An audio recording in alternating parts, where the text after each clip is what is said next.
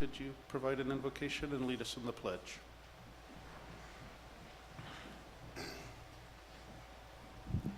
Let's pray.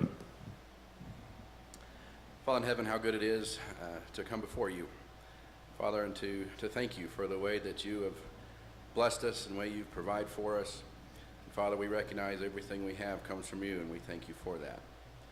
And Father, you've blessed us to live in a beautiful county, a beautiful state, and a beautiful country, and we thank you for that as well.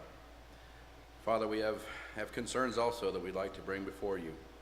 Father, we know there are wildfires burning in Colorado and across this country, and we just pray for your intervention to slow those down and to have them come under control as soon as possible.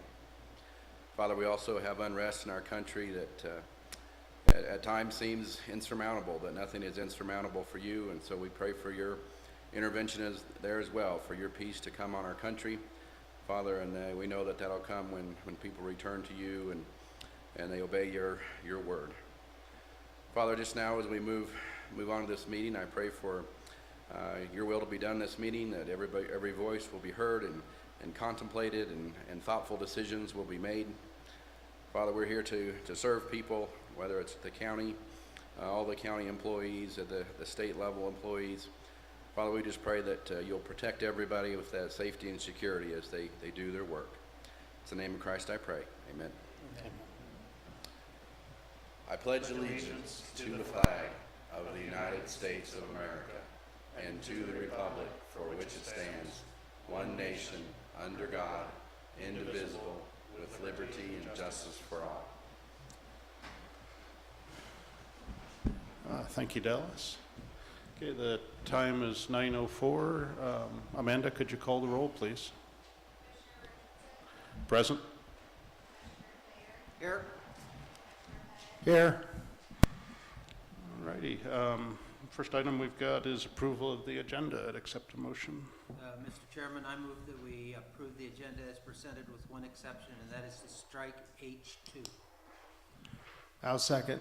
Okay, we have a motion and a second to approve the agenda, eliminating one action item, reference ballot measures. All in favor, please say aye.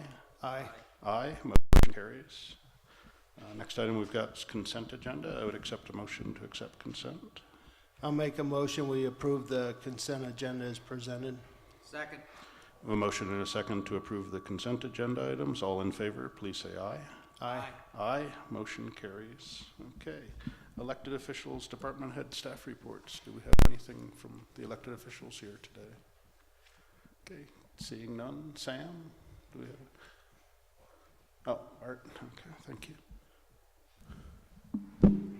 Yes, Commissioners, just with regard to the ballot question, I did look into the statutes and the case law that deals with that, and it does not look like that particular question is one that can be put on the ballot within the time frame that remains within this year. And so That's the library ballot question? that's exactly what I'm talking about. Yeah. And I believe that information was passed on to the group that presented at our last meeting. So thank you for that. You bet. Do we have any other, Sam? Okay. Yeah, I did neglect to mention at the start of the meeting that we do recognize the governor's face covering order. The folks that are here remotely, we may not be wearing masks here. There are several exemptions, one of which is when you're making presentations to the public or for broadcast. So that kind of covers this meeting. I know there's folks that are here without. There's a local exemption. So just the assumption is that those not wearing masks do fall under one of the exemptions. So with that, I guess we'll move on to citizen public comment. Amanda, my understanding is we didn't receive any requests to call out or any email public comment. That's correct. Okay, thank you. Do we have anybody in the room that would like to make public comment? Okay, seeing none. Discussion items. First item we have today, actually been should be really good information, but we have a presentation from the USGS that was prepared on their well monitoring study and the results over the last few years, so I guess this is yours. Commissioners, I need help, Deputy County Manager. Obviously, I am not with the USDA. Yes, right. But I am coordinating the technology today. We do have Helen Melinda and Colin Ken from the Water Science Center. You see their slides. They are on a Microsoft Teams meeting here, and I'm going to attempt to conference them in on the phone so that we can have this discussion. So if you could just be patient for just a minute Certainly. while I get that set up.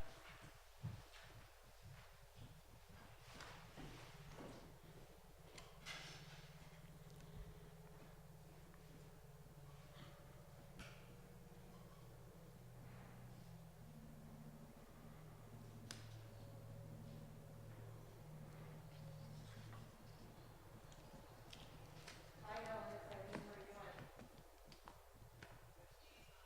Good. I'm going to go ahead and conference Suzanne and Colin in.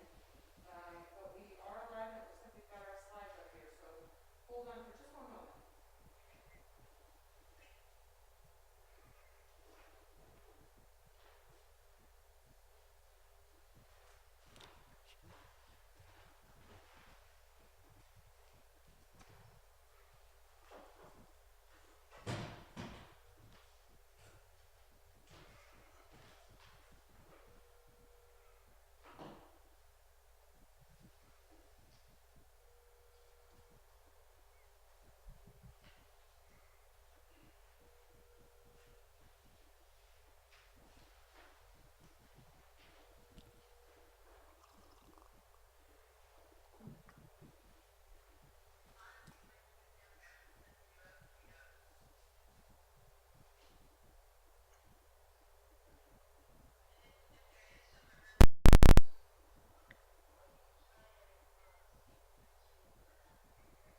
No, unfortunately, that's not really going to work. So.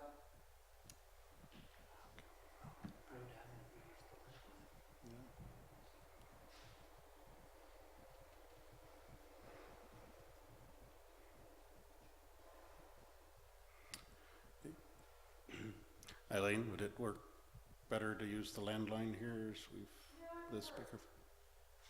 Okay. Hi, Colin. It's Eileen. How are you doing? I'm good. I'm going to merge you with Helen. Hold on.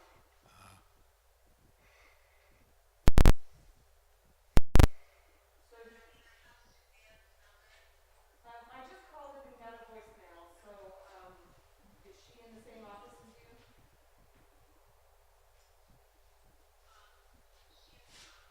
Okay. Would you like me to try her again? Okay. What is the number? Yeah. Okay. 2982. I will try that number right now.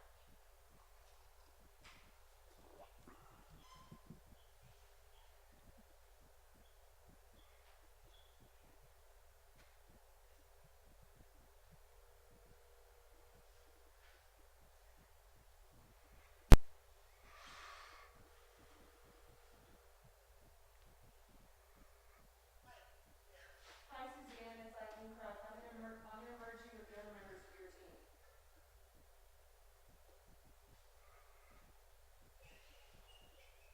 All right. So I think we've got everybody on board now. So I'm going to put you next to the speakerphone. Could you guys go ahead and introduce yourselves?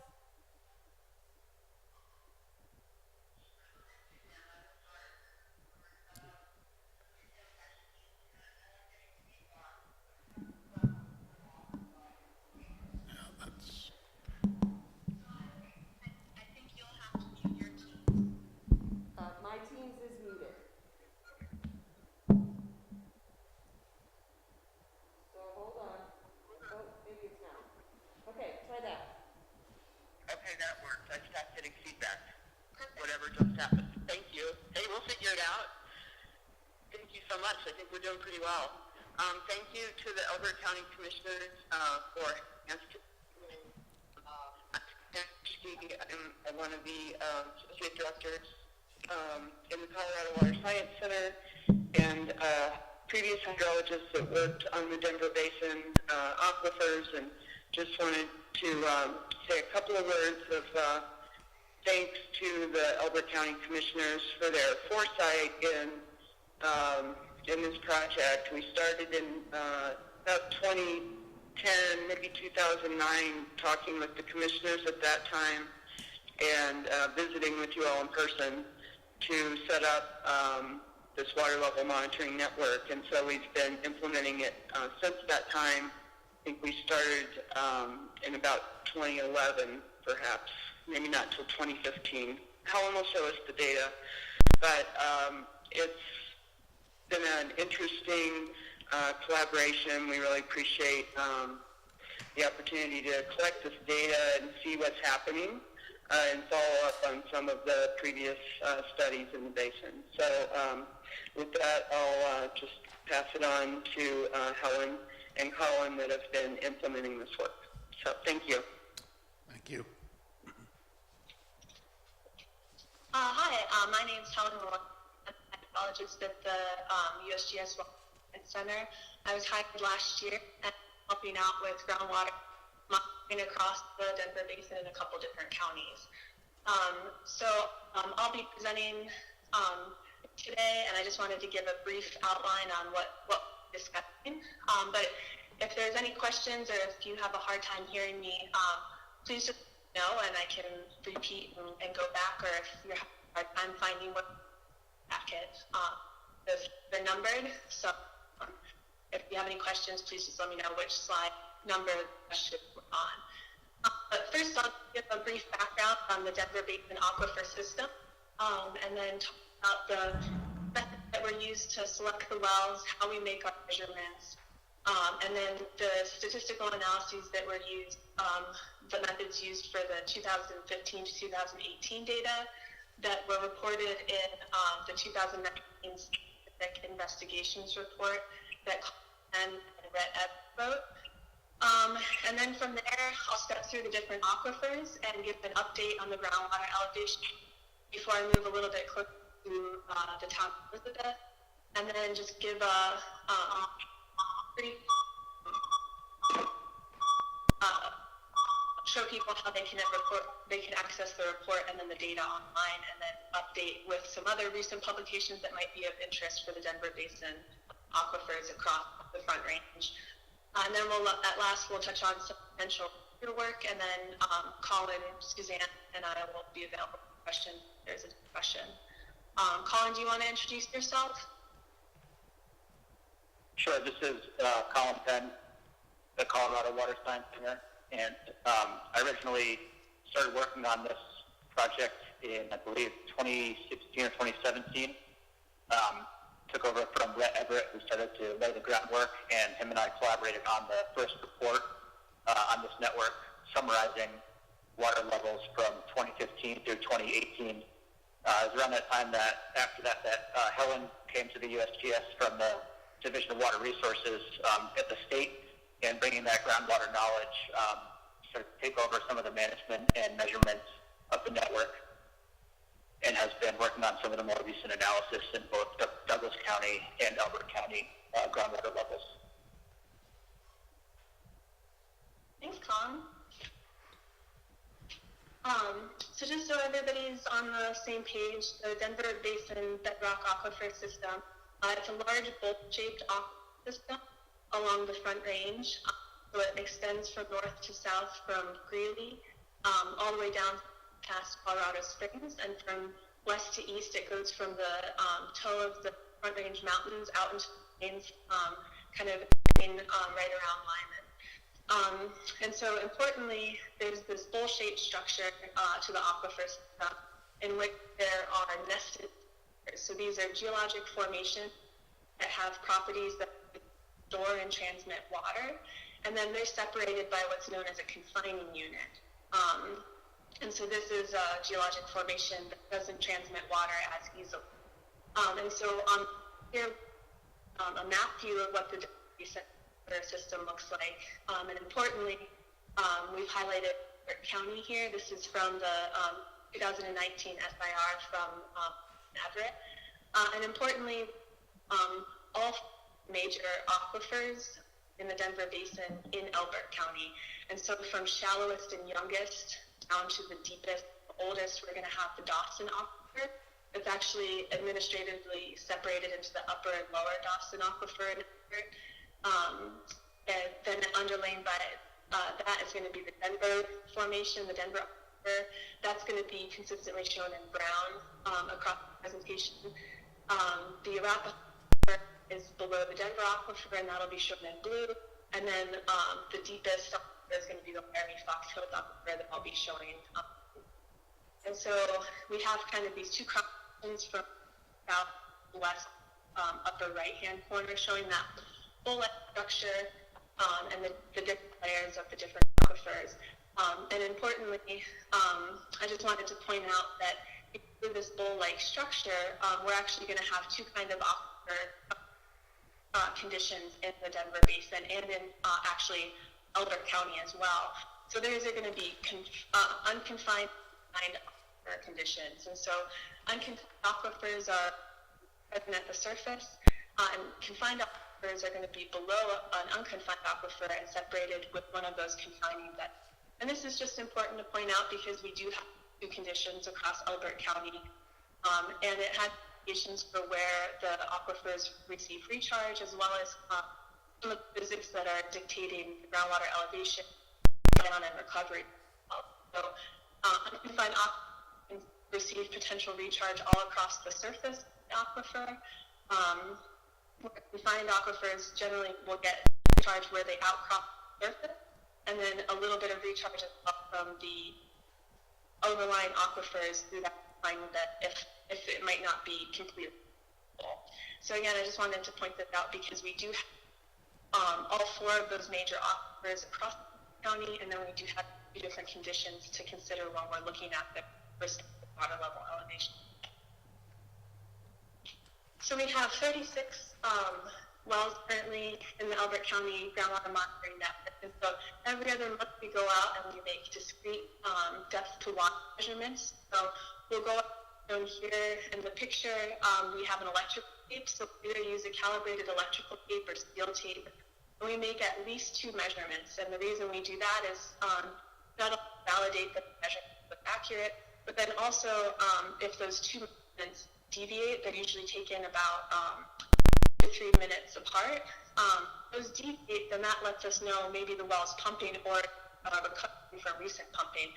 So we make as many check measurements as we need to try and diagnose the well conditions at the time of our visit. And then we flag our measurement with those conditions. We have a handful of wells that also have pressure transducers. These are instruments that can read and record the depth of water. And so when we go out every other day, we will download the data from these instruments, and then we also calibrate them if they've drifted a little bit using those manual measurements that we made. And then to kind of compare the water table with the county, we convert our depth to water to a ground elevation. We take the land surface elevation, which is known at the well. We subtract off the depth of water, and that gives us the elevation of the groundwater table. So I'll be referring to those, another word for like the groundwater table elevation. I might also refer to that as a piezometric surface or a potentiometric surface, and it just means the groundwater elevation. And as I mentioned, we have 36 wells across all four of those aquifers, and the Dawson's divided into the upper and lower Dawson. They're shown here. Again, the color coding is going to be consistent throughout the presentation, where light yellow is going to be upper Dawson, darker yellow is going to be lower Dawson, brown is Denver, blue is Arapahoe Aquifer, and the Laramie Fox Hills. So we did have 42 wells in the network originally. They've been dropped for a variety of reasons, either property change, some people just don't participate anymore.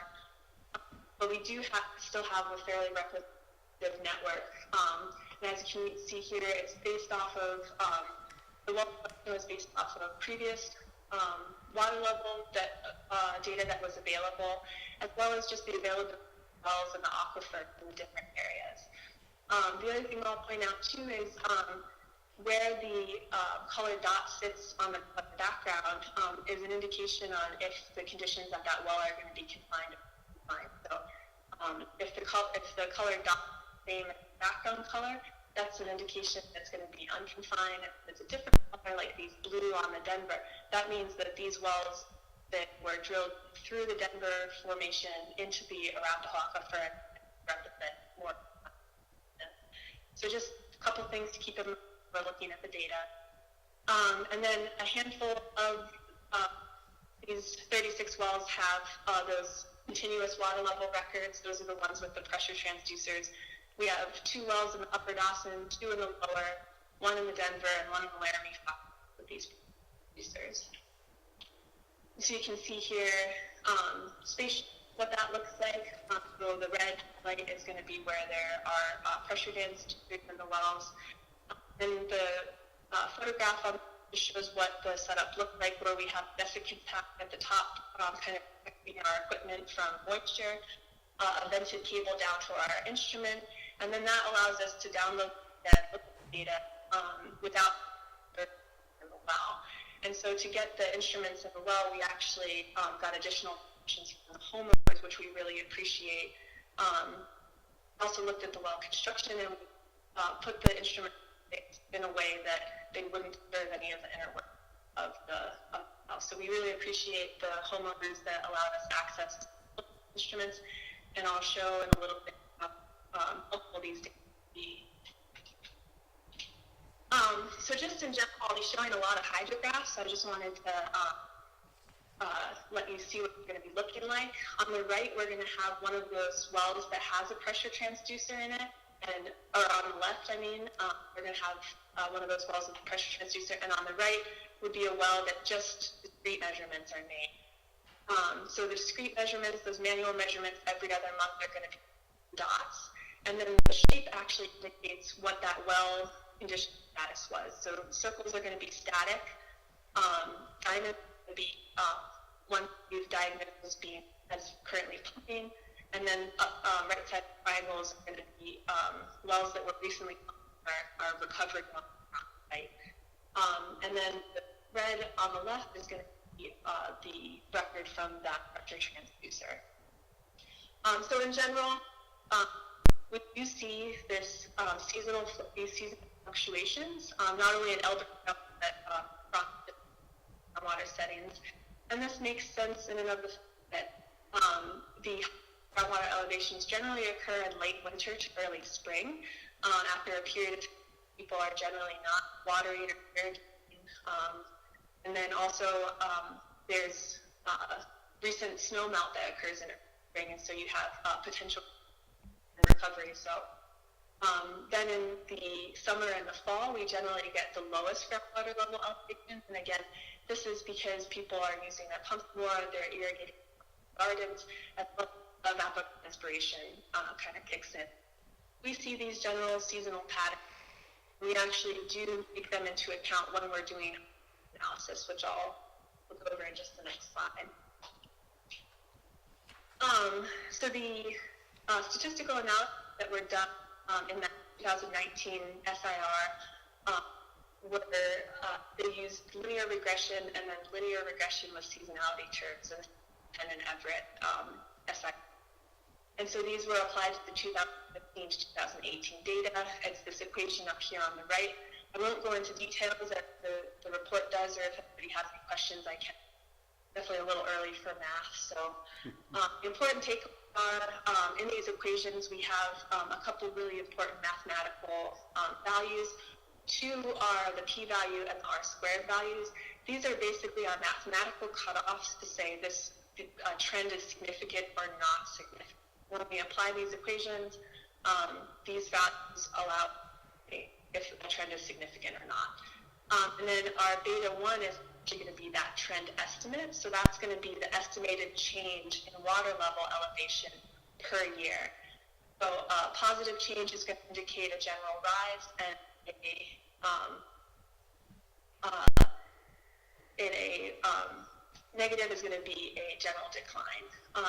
In addition to the linear regression, Penn and Everett also calculated a relative difference, just taking two measurements made in April 2015 and April 2018, taking static measurements and just subtracting them off. You can also kind of observe that the later measurement is higher or lower than the former measurement. And that's not as robust as a trend estimate, but it just adds additional line of context, and is especially important in some of the wells where we did not have enough static measurements to get an accurate trend estimate. And then we'll also be showing a couple that are showing that the groundwater elevation across the county, and these were done using a spatial interpolation tool called Pregain, and it was used with a geospatial software called ArcGIS.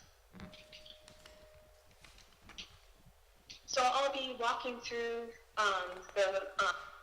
the aquifers, aquifer by aquifer, and at first I'll just give kind of a summary of what was found in the 2018 data, and then I'll be showing the graph with the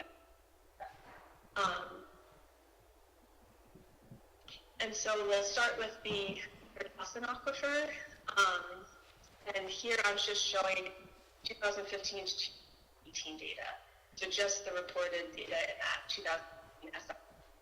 So on the outside we have hydrographs, and these are the data that actually went into creating this map that's in. So these are all wells, and it's all 2018 data. And I highlighted wells statistically significant trend estimates.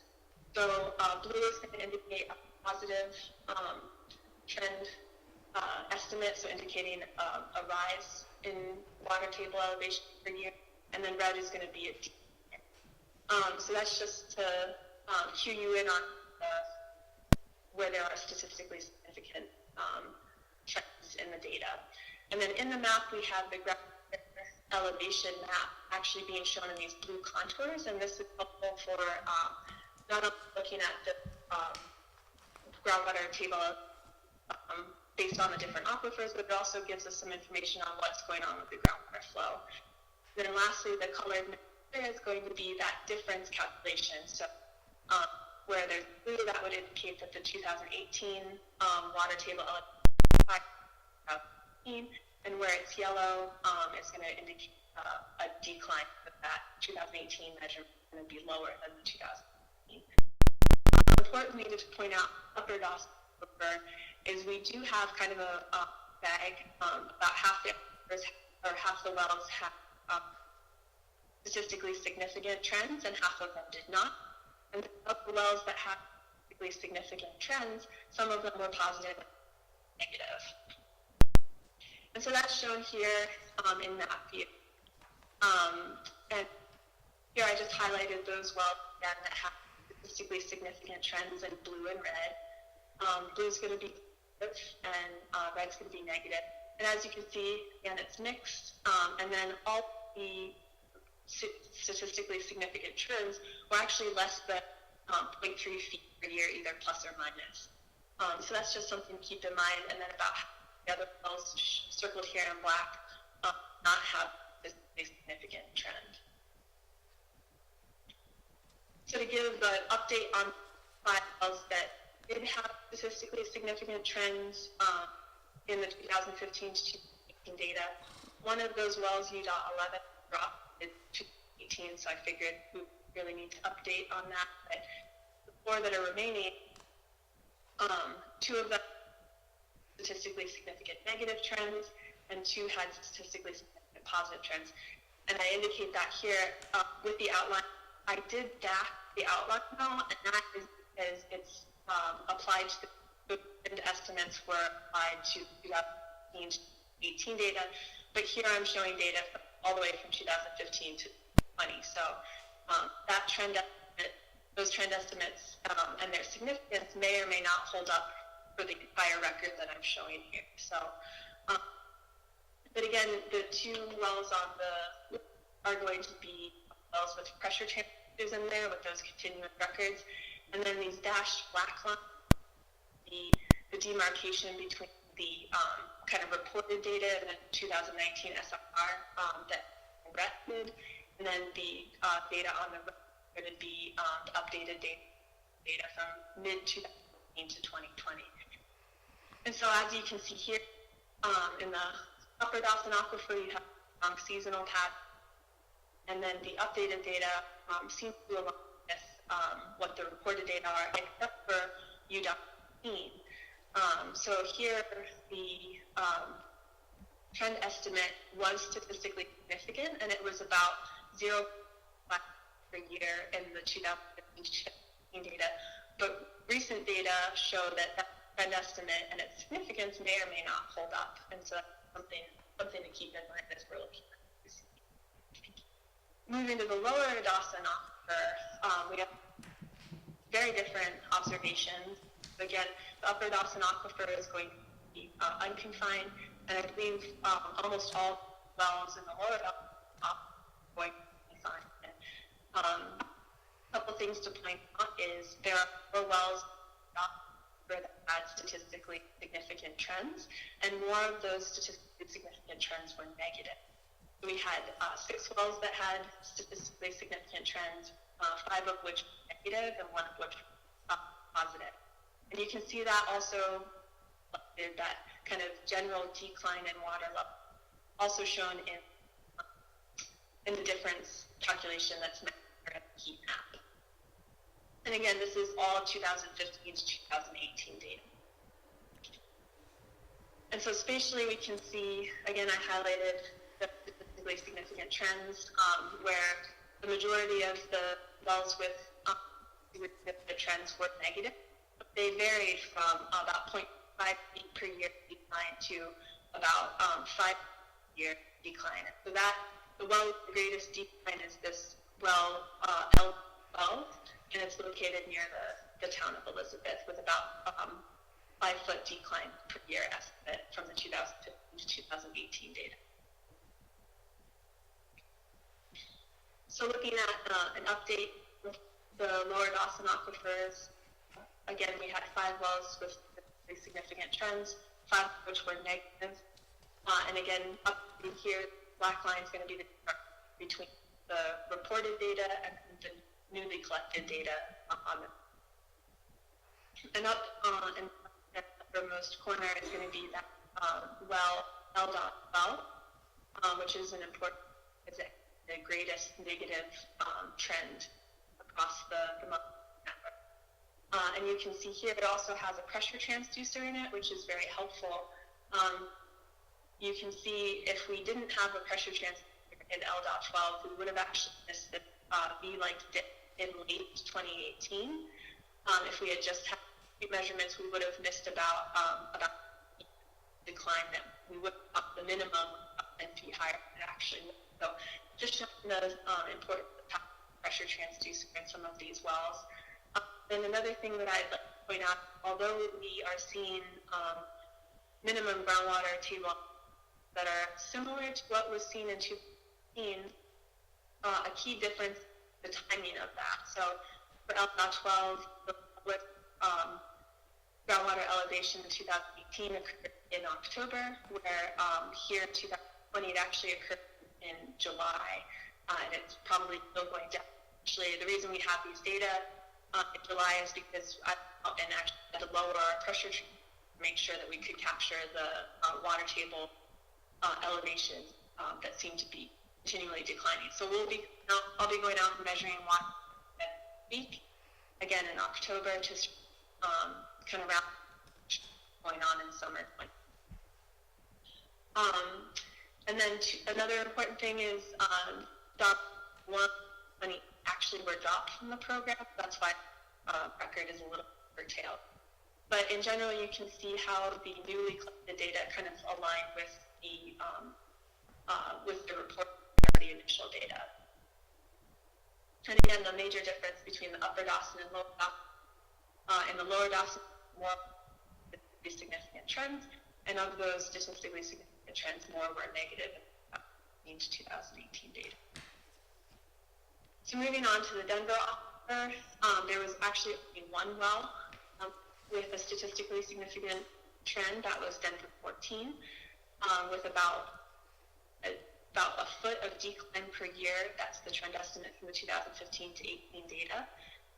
The other either did not have enough measurements, Denver 17, I believe, and then one actually dropped from the program in 2016, including any sort of trend analysis. So unfortunately, the other aquifer, or the other well that was dropped from the program was the only other confined aquifer, or confined well. So Denver 14 is the only well with a statistically significant trend, but also it's the only well currently in confined conditions. And so to look at this a little bit more closely, zooming in on Denver 14 hydrograph, you can see reported data with that decline, and the recent data that has been added also show a little bit of decline, but maybe not at the rapid paces the 2015 to 18 data would have indicated. So again, just giving a longer term context to actual measurements that are made. In the Arapahoe aquifer, we had 5 with the statistically significant trend in the 2015 to 18 data, 4 of which were negative, and all of which were either plus or minus less than 1 per year. And you can kind of see that also in the hydrographs. Here, 4 out of 5 of them were negative. But then it's kind of a mixed bag on what the newly collected data look like in comparison. And so again, it shows the importance of these long records, adding additional context to initial observations within any network. With the Laramie Fox Hills, we had 3 wells with statistically significant trends in the groundwater level elevations, 2 of which are located right next to each other, Laura 5 and Laura. These were intentionally co-located to try and act as a check on each other.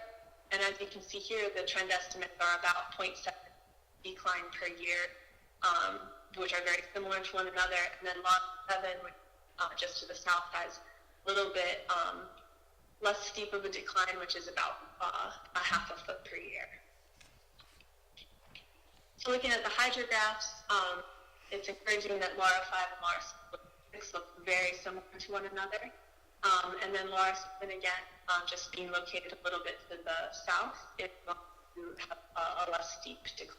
Like, and the newly updated data seem to fit in with what the 2015 data were showing. So then moving on, there's an update on the Dawson in the Elizabeth area. Seems to be where there are some homeowners that are concerned. We were not going to do an additional complete trend analysis, but one thing I did was a quick difference calculation, similar to that difference calculation that Everett made from the April 2015 to 2018 data, which is shown here in the left column. I did a similar calculation between June water level 2018 and 2020. But again, a negative would indicate that the later measurement was lower than the former measurement. And then I also report the data that were used here in the right-hand column. And I note them, I denote if they were, if they had well conditions that deviated from static. So R indicates recently pumped, P indicates pumping, and N indicated nearby pumping when we took the measurement. And that kind of will sometimes help add context or explain why some of these 2 calculations might be very different from one another. But in general, 2 wells off, 2 down, left off, 1. In general, a lot of the other calculations, and again, it's just 2 data points per each calculation. But again, 12 is a standout with over 20 foot difference between those 2 measurements from 2015 to 18, and then over a 20 foot difference from 2018 to 2020.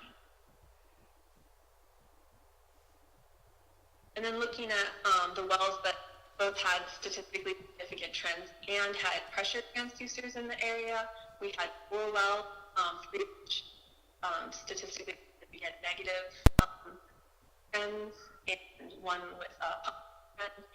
And again, I'll just touch on the fact that Colorado, almost all of Colorado, is a pretty significant drought right now. So we'll be collecting additional water table measurements next week, and then again in October to try and see what the picture for summer 2020 looks like. So if you're interested in looking again at refreshing yourself on that 2019 FIR by Penn and F, here's a URL to it.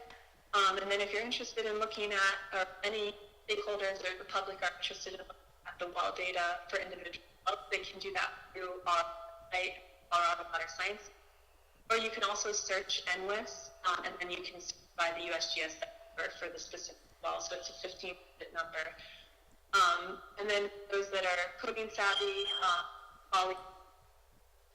if the USGS designed a data retrieval package for our, to download the data. And then importantly, I'd like to also just give an update. We had a recent publication that Colin authored, and this was looking at statistical activities for groundwater levels, bedrock aquifer county. So just the next county to the west, and this actually covered a longer period of record, so from 2011 to 2019. But some important takeaways are along the Alberta trends in the upper and lower Dawson aquifers, and we had similar groundwater level elevation. So here on the left, the show is the upper Dawson aquifer.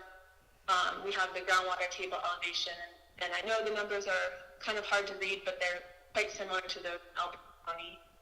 And then similarly on the right-hand side, we have actually mapped out, instead of the different, we're mapping out the trend estimates for the different wells. And as you can see, there's kind of a grab bag. There's a handful of wells with negative trends, some that have non-statistically positive trends, but all are less than that 30 foot per year decline or and then similarly with the lower Dawson aquifer, we again similar findings with increases, decreases, but more negative, more statistically significant negative trends, and they're greater than those in the upper Dawson aquifer. And then an important takeaway with the Douglas County network, the aquifer that seemed to have wells with the greatest declines and the wells with statistically significant declines was the Denver aquifer. So this is just important to keep in mind if you're thinking of replacing wells, which aquifers you might put it. So that's just a couple takeaways from just the next county over. And then lastly, as a reminder, there's some really great recent work out of the Colorado School of Mines. We're looking at the Denver Basin bedrock aquifers all across the aquifer system, and they apply a slightly different statistical analysis and a different method, but it's a really important work if anybody's interested. I have a link. So then, as I mentioned, we'll be continuing the groundwater level measurements through December 2020. Again, these long-term records are really important for adding context to the initial measurements, but as well as some of these wells that will come out and repeatedly, maybe they're recently pumped or currently pumped, those additional statistical or those additional static measurements will help elucidate some of these trends if they're there. So having more data points always make trends that are there a little bit more clear. With that, we're here for questions or if we help the selection.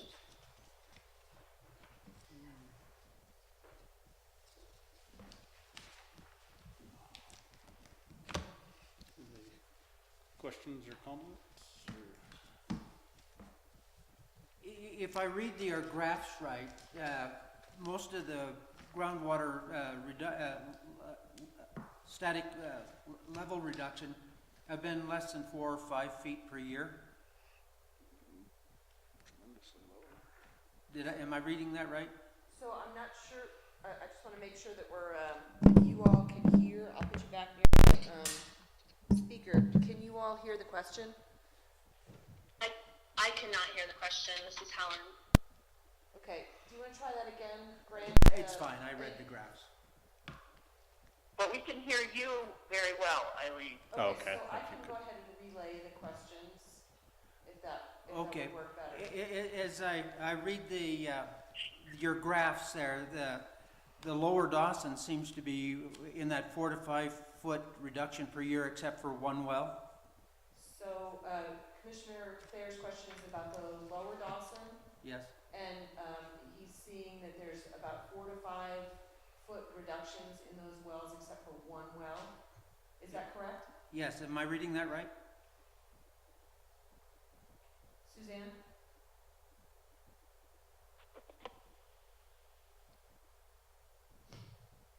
Sorry, I missed that. I got distracted, sorry.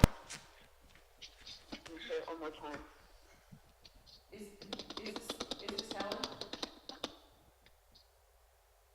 What's that? Okay, so, Suzanne, can you hear me? Now I can, yes. Can you hear me? Yes, I can hear you. So let me lean down. So, No, Commissioner that's Thayer's, much better. can you hear that? Yes. Commissioner Thayer's question had to do with 4 to 5 foot reductions in well levels in the lower Dawson, except for one well. Is that correct? Is he reading that correctly? Yeah. Can we go back to that slide? Okay, thanks. She's got it.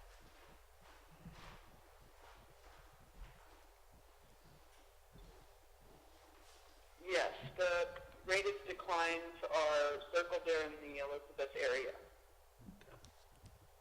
And, the next steps here would be to better understand probably municipal pumping, where those wells are, and where they are completed, to look at the causes. Yeah, the follow-up question, is there an acceleration since 2018 in the rate of decline?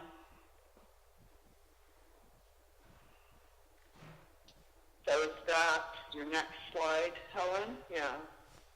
And so, whoops, which well I missed had the greatest decline? I missed the well number. Which well is it? It's LDOT 12. So it's the far upper left graph? Yeah. And so the decline, where would that plot on this graph? Is it the lowest lows? I think we could see that there was a low in 2018 with that low spot of the red graph in the upper left graph, and then it recovered slightly, but there was still a low in the 2019 lowest values, and then this year the values dropped further, and I believe this is the well where the homeowner contacted us and indicated that they were lowering their pump in their well, and so we also lowered our transducer. We could let Helen describe that. But yes, these, I would say it's even, the trend is perhaps increased, or decreased further since 2018, to answer that question.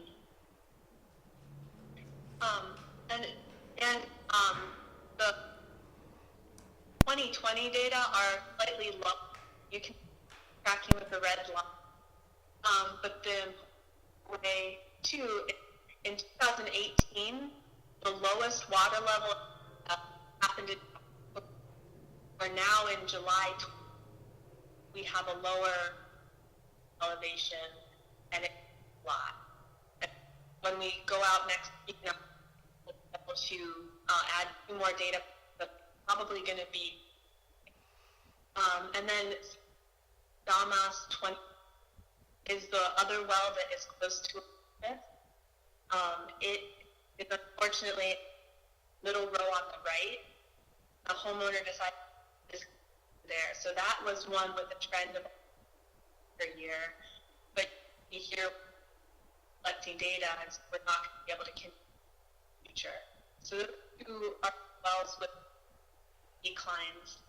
And then as you move out further, the Elizabeth residential area, either once they're out, it declines statistically, it declines, but they're severe per year. Does that answer the question? Anything, Rick? Yeah, just one comment. I think this is one thing that we're committed to as a county to continue, and clearly keeping data over long periods of time tells us a lot more. I had a question in regard to the 6 wells that had dropped out of the study. If we could locate a well that's relatively geographically close to the ones that were dropped, would that allow you to kind of continue the trend data in that area, or are there areas where we should be focused to try to encourage the folks to join this study? If that, yeah. So, team, were you able to hear Commissioner Richardson's question? Okay, he had a question about the 6 wells that dropped out of the study and whether or not it would be helpful if we were able to assist you in identifying others that could potentially replace them. Yeah, and some nearby the existing ones that we had data. Somewhere that were geographically located close to it. Suzanne, do you want to? I would say yes. That would be helpful. We could, our current monitoring agreement goes through December of this calendar year, and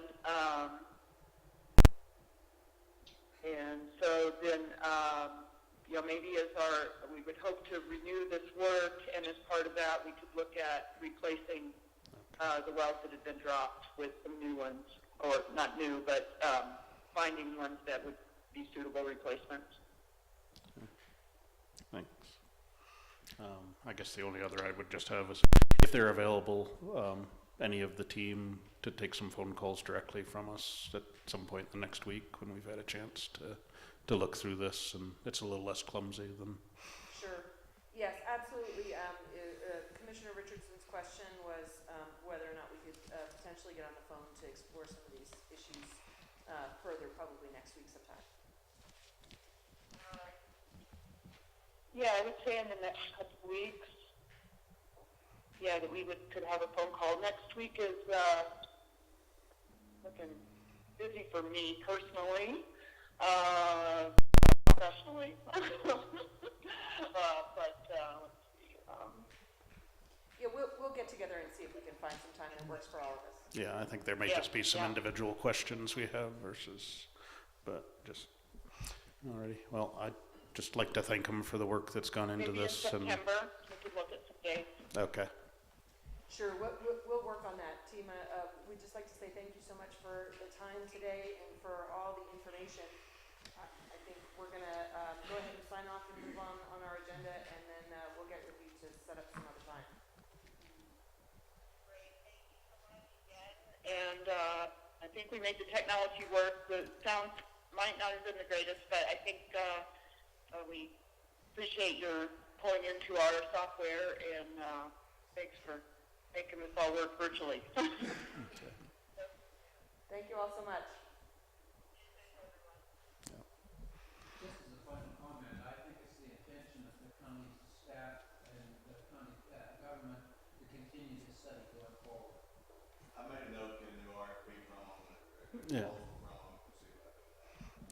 And definitely would like to reach out in terms of just some clarity on if we can pick up another well, if that's nearby, if over a little bit of time we can kind of normalize the data between the two, or if it just means we're starting from scratch with the different wells.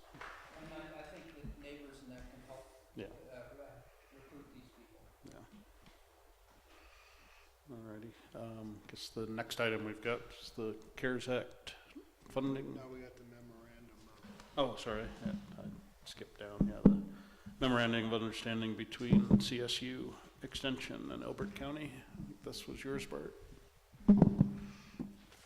Thank you, Chairman.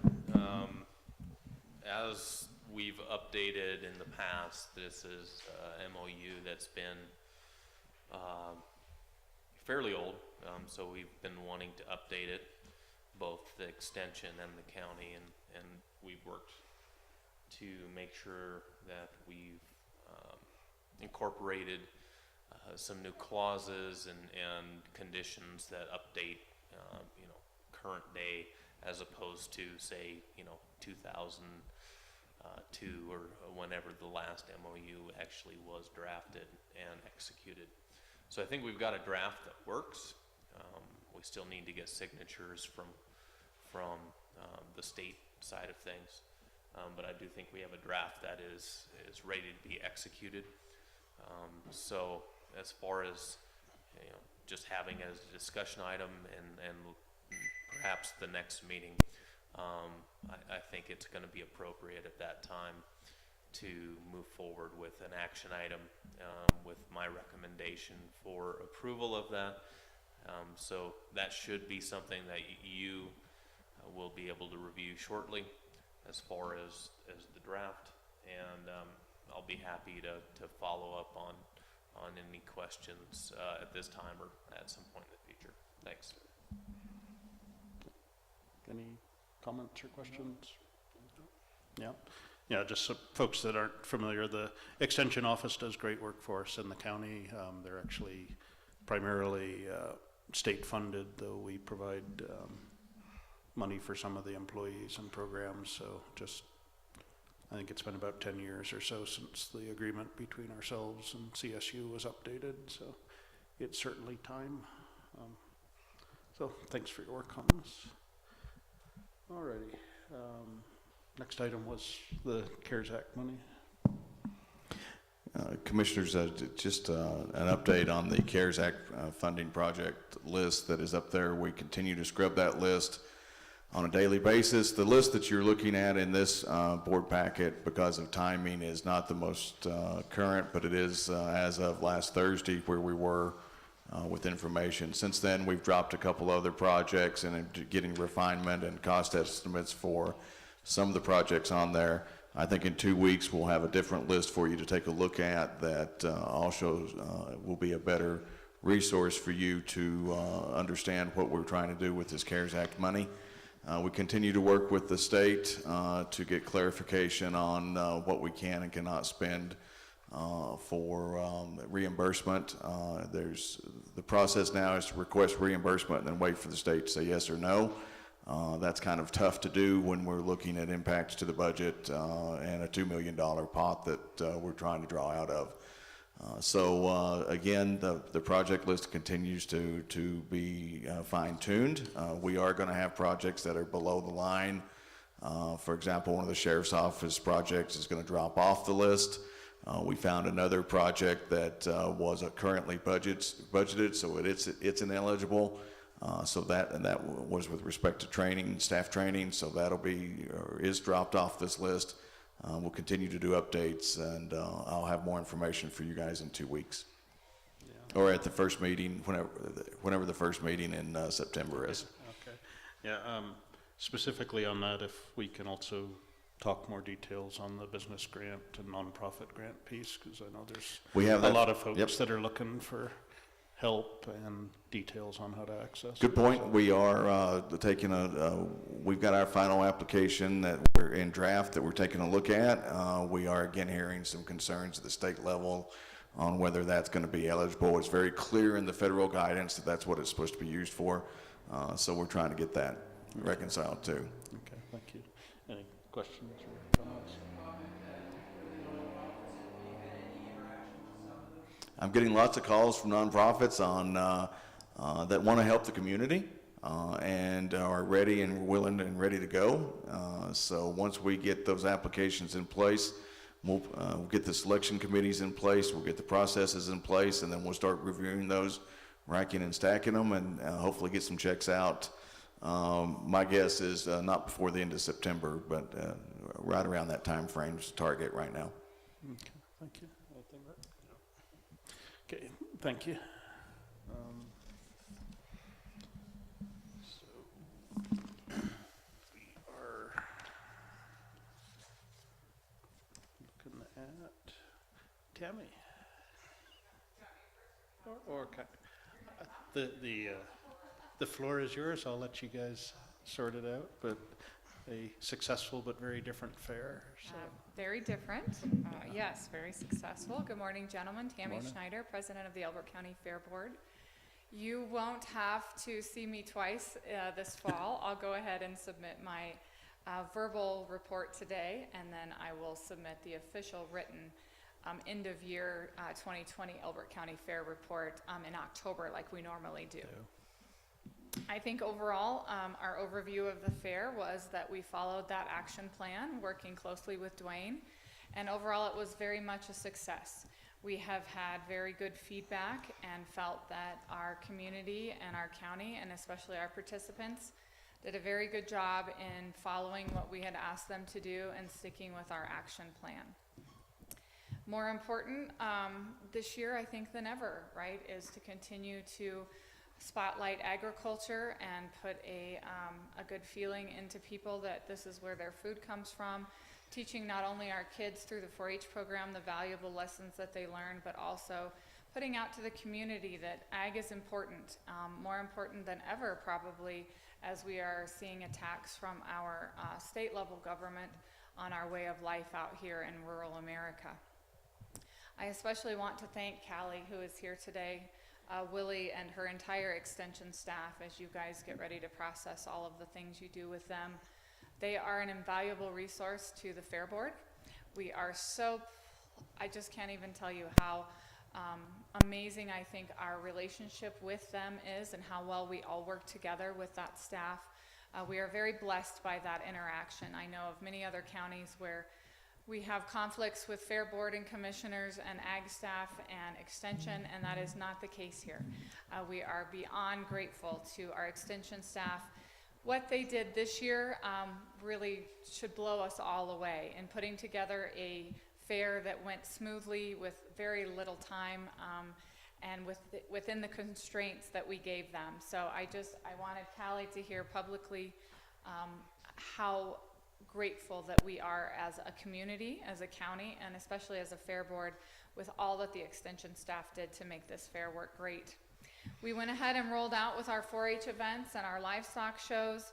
Those were very well received. We did we did a complete nice reinvention of the fair, if you will, doing a one-day schedule instead of our normal come and stay for the week. It was fun to hear the comments and the feedback from our 4-H families. The parents loved it, the kids hated it. Not to be unexpected, really. It was nice to sleep in our own beds during the fair and accomplish some things in the evenings, but that is definitely, when you talk to the kids, that is definitely their favorite week of the year, and they felt like they kind of got gypped this year without getting to spend the whole week camping and socializing with their friends while they got the chance to display their projects. So we have heard them loud and clear, very grateful for the attempt at a normalcy and very grateful for the chance just to exhibit, but they would be very anxious to see things go back to normal for 2021. We tried a lot of different things this year. We moved some things around. One of those things was we did the beef show this year under the horse pavilion. Instead of doing it in the grandstands, it allotted for some shade. Just a really nice change that I think we'll keep, and that was, I think, what we can echo for the entire fair was there was a lot of things that we did differently that we're going to keep, that we felt were very good changes to the Elbert County Fair. Other things that happened were the open class, which was not as well attended as it normally is, but we did move it back to Fellowship Hall, which was well received. And the ladies did a wonderful job. Our volunteers did a terrific event there, just trying to keep everything organized and getting everything in safely, judged and checked out safely. We met our parameters for safety, and I think that was a very successful event that we can learn some other things from. We were proud to partner with the Elbert County Sheriff's Department, ECHO, and the Kiowa Creek Food Bank for an event on Thursday, which was very well received. We had 38 senior citizens or veterans show up for what we called our drive-through pop-up pantry, where they received a box of wonderful fresh produce. 4-H got involved and donated eggs and baked goods, and then the food bank, of course, filled the boxes with lots of wonderful canned goods. It was distributed by the Sheriff's Department. That was a wonderful event. Normally we would hold a luncheon for that same group, but this year we did a drive-through pantry, and I thought that was a really nice way to still reach out to that community. We had our competitor events that were non-4-H related, so we did our ranch rodeo, we did our rough stock rodeo, and we did our horseshoe tournament. I think those things made Dwayne a little bit nervous, but they went off very well. We did not have large spectator crowds attending. We simply had our competitors, and everyone had a very great sense of this felt normal. And so I encourage you all next year. We keep growing this horseshoe tournament. We had over 60 teams this year, and that event keeps growing. So I'd love to challenge all 3 of you next year to a team and come on and join us. What a wonderful event that was to bring our community together. The market sale was on Saturday, and as you know, we went to an online platform this year in hopes of not having an overflow of people on the fairgrounds on Saturday, which would be normal for us. So we went to an online platform. I've heard many positives, I've heard some negatives. Whether or not someone loved it or didn't love it wasn't what it was about. It was about the kids and their opportunity to still sell the projects that they worked so hard on all year, and we did accomplish that. Sale totaled this year a little over $400,000.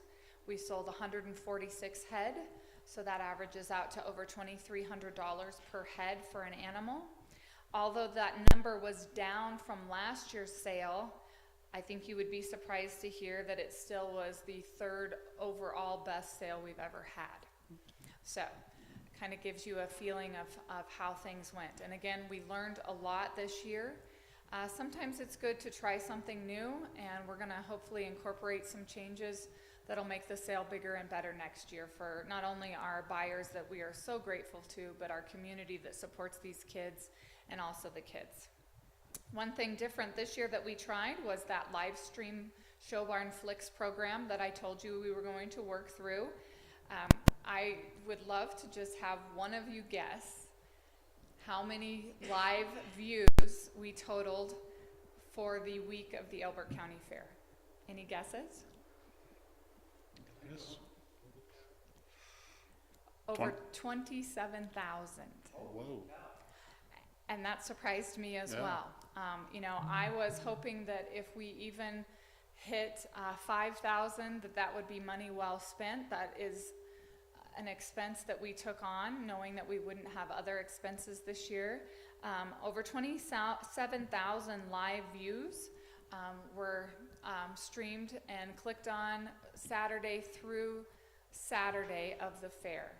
From the horse show and the poultry show, which had unbelievable, wonderful numbers, to the style show and all of the other livestock shows that went throughout the week.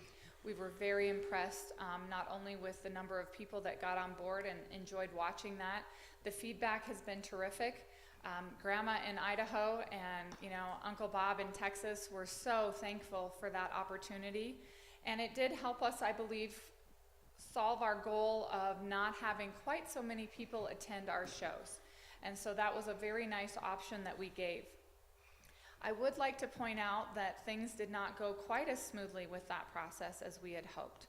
And that is largely due to dead spots and poor Wi-Fi coverage on our fairgrounds outside of the buildings. And I do know that there was a large effort from the county, and we appreciated it, to make sure Wi-Fi coverage was boosted inside the buildings. But where we need to do better is on the grounds as a whole, covering down over by the open pavilion, over to the horse pavilion and the warm-up and the grandstand area would be very nice if we could continue. And I've talked with Sam, that's on the list. We would love to see that coverage be boosted there, so that we possibly could attend more events via live stream. It is the way of the future. It was received very well. And so it is definitely one of our priority projects as we move forward to the 2021 Elbert County Fair, will be to again contract with Show Barn Flicks and hope to live stream all of our events and possibly more than just our 4-H events next year. Other priority projects for us that we're working with Bobby on and Sam, we would love to see that campground update completed before the 2021 fair, in hopes that we will be back to our normal camping type style of fair Tuesday through Sunday. We have been promised a campground upgrade now for many years, and I would hope that that is on a priority list, as now we have a little less than a year, I guess, to get that completed. As our numbers continue to grow, that would be wonderful if we could have your support in getting that handled. And lastly, I would just like to ask, in a time of budgets and all of that stuff, as you get ready to consider your 2021 budget, we would greatly appreciate an increase to our Fair Board budget. I'm not talking hundreds of thousands of dollars, but if you could see somehow to get us an extra $20,000 to $25,000, it would be greatly appreciated. It would allow us to do certain things like stream those Show Barn Flicks in a normal year. We were very blessed to have a gift, if you will, of a sponsorship. And as you know, we always work very hard to get sponsorships to meet our budget needs and to make sure that we don't have to go over our budget. But Show Barn Flicks did give us quite a discount due to COVID rates, and we have been told that that will not be honored again for next year. So more money from you would help us greatly to increase those types of events for our county, as well as some of the other things that we have planned. So overall, I think it went great. I think it went as well, if not better than expected. We learned a lot. We had a lot of fun. The kids got to have the opportunity to have some normalcy in their life, and I hope that we never have to do it again. Any questions for me, gentlemen? Question? Make a comment. Thanks for your dedication and hard work. Welcome. Thank you. Yeah, I know everybody I talked to, had a positive, attitude for, what happened and stuff. And I know how much Callie and her staff and all the Fair Board went through trying to get everything put together. So appreciate that. And I don't remember seeing you out at the horseshoe tournament. Actually, I was in the building next door trying to solve some market sale problems. We had some last-minute technology issues in the final hours of the sale that we were trying, but I was there. I just didn't participate this year. But I always feel bad winning that every year, Rick. So I gave someone else a chance. I don't think it was you. I think it was Josh that usually won with Marcy. Well, it was definitely a highlight for not only my family, but for a lot of people in this community. They look forward all year to that horseshoe tournament, which I said this year was a wonderful, again, a chance for our shooting sports program to raise money for that terrific program. It's just, there are so many things with inside the 4-H program that need funds, and that's definitely one. And being able to provide that opportunity for them to raise funds through the horseshoe tournament does two things, right? It raises money for them, but it also gives a chance for our community to have a very well put together event. Yeah, and I'd just echo that. I mean, just a tremendous amount of work from you, your board, Callie, her staff, to pull this all together. Definitely, I know Sam was taking notes on projects and money, but we'll definitely look at that. Rick is our horseshoe expert, so Grant and I will start practicing throwing shoes. I think that's a really good plan, gentlemen. I do. But you kind of moved over it briefly, but I think we were all pretty appalled to hear the comments from the state appointee that 4-H teaches kids that animal lives don't matter, and anybody that's had a kid in 4-H or has seen kids seeing their animals packed up to go off, know that they care about them, and they teach an awful lot more. They don't teach that, and they teach so much more, so. Absolutely, and I appreciate you stating that. I didn't want to be too political this morning, but we do feel as a fair board that it is a direct attack on our livelihood out here, but as a 4-H program as well. That appointee concerns me in so many ways, but especially to have her actually come out and make a negative comment like that about a 4-H program. Very concerning and very disturbing, and our 4-H families are very aware of what's going on, and they will fight for their rural way of life and to protect a program that is very important to all of us. Okay. I think just jointly, let's talk about it as time goes by, but I think, if that individual is serving in that position next year, I think a joint invitation to attend our fair and see Absolutely. these kids Education do is would very be important, and I tremendous. think you spend 1 minute at our fair or at any of the farms where these kids are raising these animals, you'll learn very quickly that that is an ignorant statement. Unfortunate, definitely. And again, I just really can't say more good things about how this all came off this year, and the fact that I know our public health department was a little nervous about it, but as it has turned out, there's been no cases of COVID that were identified as being transmitted at all. So And everyone that showed speaks a lot of volumes grace. about the Yes. work that people were doing to Yes, take care of everyone themselves. showed a lot of grace to take care of themselves. That were We were very blessed with good weather this year, and so almost all of our events went off without a hitch outside. That obviously helps, but the events that were held inside, the rules were followed, and I think everyone had a positive experience in those venues as well. All right. Well, again, thank you. Yes, So, you're welcome. thanks. Thank you all for your support very Yeah, much, and thanks. to Sam and the rest of the county. Alrighty, that was our discussion items. We've got, I think, just. Oh, I'm sorry, Callie. Did you have anything to add? I would just like to echo Tammy's sentiments and everybody's sentiments, actually, in terms of how well all these relationships have worked out in terms of the immense planning process this year of we're going to try this, well, we can't do that now, and just having all the flexibility and understanding for one another. Also, just a huge thank you to you gentlemen and Dwayne as the health board that was giving us the green light of how we can move forward with this, which is so important. Without that support from both the community members and the community leaders, we can't get any of this done. And so having the opportunity, as Tammy was saying, for both 4-H'ers to have a sense of normalcy, to exhibit their resiliency, and to have our community have kind of a moment where they can break out and feel like things are going to be okay again was really important for everybody's physical and mental and emotional health, and I think that's really fantastic.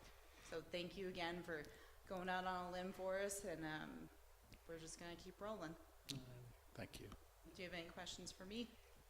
No, just thank you. Yep. Perfect, thank Nah, you. appreciate it.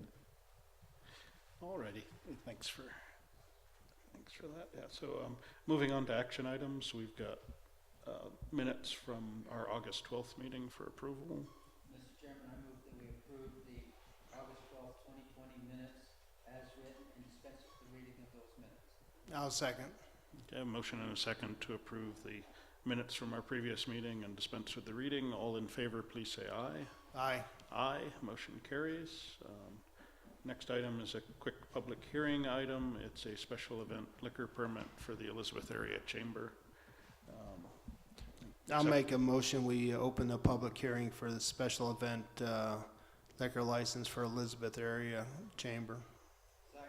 Okay, I have a motion and a second to open public hearing. All in favor, please say aye. Aye. Aye, motion carries. We're in public hearing. We've got the material in front of us. It's pretty straightforward, but did you have anything, Amanda, to? Okay. Okay, and again, I hadn't received any public comment. Have you received any on this item? Okay, do we have any public comment from this room? Seeing none, I would accept a motion to approve the permit is submitted. Mr. Chairman, I move that we approve the special event liquor permit for the Elizabeth Area Chamber, Chamber. And just make kind of a side comment is that they're working with our public health people to make sure that this is handled in the appropriate way. I'll second. Okay, we have a motion and a second on the table to approve the special event liquor permit for the Elizabeth Area Chamber of Commerce. All in favor, please say aye. Aye. Aye. Motion carries. I'd accept a motion to close public hearing at this time. I'll make a motion, we close public hearing for the special event permit. Okay, motion and a second to close public hearing. All in favor, please say aye. Aye. Aye. Motion carries. Okay, board planning. So I guess we'll have the MOU with CSU extension for the next meeting, it sounds like, for action. Actually, Callie just let, probably not at our next meeting, but the meeting after, if we could add a discussion item on noxious weed control. We had picked that up just before COVID, and then COVID didn't fare. I think it's probably time to look at those items. I don't know if we had a date selected, but there was the appropriation that we had for discussion at the last meeting to Correct. I reset. believe we're going to do that at the next meeting. Okay, all right. Do you have any? And an updated CARES Act list. Yes, thank you. Have anything else you'd like to see? All righty, that's a good start. Commissioner, I'll also give a 2021 budget update. Where Thank we are you. on that. I know that's, you've already solved that problem for, No, sir. okay. Maybe by the next meeting. No, I guess we're always in budget either. Well, auditing, executing, or planning the next ones. All righty. We have no land use items scheduled for today, so I would accept a motion to adjourn at this time. I move we adjourn. Second.